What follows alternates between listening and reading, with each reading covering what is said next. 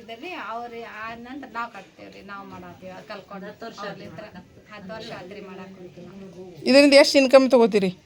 ವಾರ 300 ರೂಪಾಯಿ ಆಗತ್ರಿ ವಾರಕ್ಕೊಮ್ಮೆ. ವಾರಕ್ಕೆ 300 ರೂಪಾಯಿ ಆಗತ್ರಿ. 600 ರೂಪಾಯಿ ಆಗತ್ರಿ. ನಾವು ಕಟ್ಟಿ ಕೊಡ್ತೇವ್ರಿ, ಅವರು ರೊಕ್ಕ ಕೊಡ್ತಾರೆ. ಫಸ್ಟ್ ನಿಮ್ಮ ಅತ್ತಿಯರು ಸ್ಟಾರ್ಟ್ ಮಾಡಿದ್ರ? ನಮ್ಮ ಅತ್ತಿಯರು ಮಾಡಿದ್ರಿ. ಈಗ ಎಷ್ಟು ವರ್ಷ ಆತಮ್ಮ ಇದನ್ನ ಮಾಡಾತ್ ನೀವು? 8 ವರ್ಷ ಆತ್ರಿ.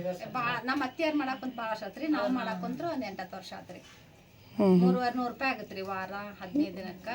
ಕುಂತ ಕಟ್ಟಿದ್ರೆ ಆಗತ್ರಿ, ಕುಂತ ಕಟ್ಟಲಿಲ್ಲ ಅಂತಂದ್ರೆ ಸ್ವಲ್ಪ ಲೇಟ್ ಆಗಿ. ಅದನ್ನ ಹೆಂಗೆ ರೆಡಿ ಮಾಡ್ತೀರಮ್ಮ ಮಾಡೋದು?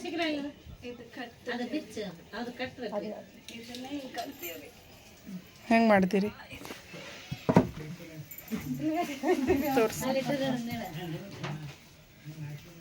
ಈ 3 ಎಡೆ ತಗೊಂಡ್ರಿ ಹೆಂಗೆ ಮಾಡ್ತೀರಿ ತೋರಿಸ್ರಿ.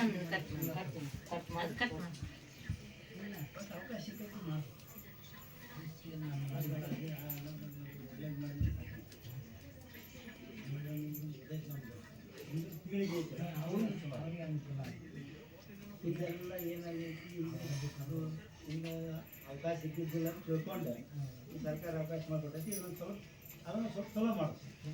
ನಾಳೆ ನಮ್ಮ ಪೀಳಿಗೆಗೆ ಮೊಮ್ಮಕ್ಕಳಿಗೆ ಅವರಿಗೆ ಚಲೋ. ಹಾಂ ಹಂಗೆ ಕಟ್ಟಿ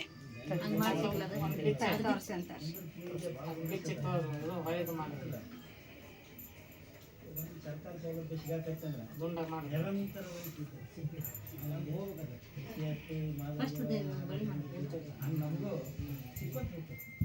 ಸರ್ಕಾರ ಒಂದೊಂದ್ರಾಗ ರೀ 3 ಇರ್ತಾವ ರೀ. ಹಾಂ ರೀ. ಅವ್ರು ಮತ್ತೆ ರಬ್ಬಲ್ ಹಾಕ್ತಾರ್ರಿ. ಅವ್ರು ರೆಡಿ ಆಗ್ತಾವ್ರಿ. ಅವ್ರ ಮನೆಗೆ ಹೋಗಿ ಕೊಟ್ಟೇನ್ರಿ ಹಿಂಗೆ ಮಾಡಿ ಕೊಡ್ತೇವ್ರಿ, ರೆಡಿ ಆಗ್ತೇವ್ರಿ.